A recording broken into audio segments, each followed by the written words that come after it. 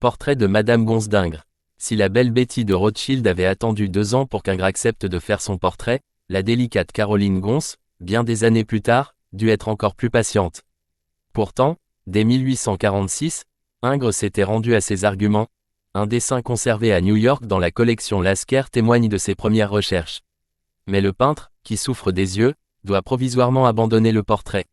Les séances de pose reprendront en 1851, pour s'achever 1 an plus tard. C'est un des portraits les plus tardifs d'Ingres. Tout en travaillant à celui-ci, il poursuit conjointement la réalisation de Madame Moitessier. Ces années 1851 à 1852 sont une période de grands bouleversements dans la vie si réglée d'Ingres. Le 25 octobre, il démissionne de l'école des Beaux-Arts et reçoit le titre de recteur, fonction pour laquelle il touchera une indemnité de 1000 francs par an. Peu de temps plus tard, au printemps de 1852, 3 ans après la mort de sa première femme, Madeleine, il se remarie avec Delphine Ramel, une parente de son ami Marcotte. Ingres est alors âgé de 72 ans.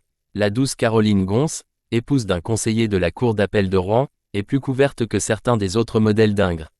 Mais on retrouve ici le même luxe de matière, dont le peintre sait à merveille rendre la texture: dentelle, soie, velours, satin.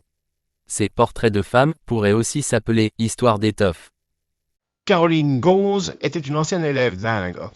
À l'époque, vers 1835, elle s'appelait Caroline Maille et suivait à Rome les conseils du maître.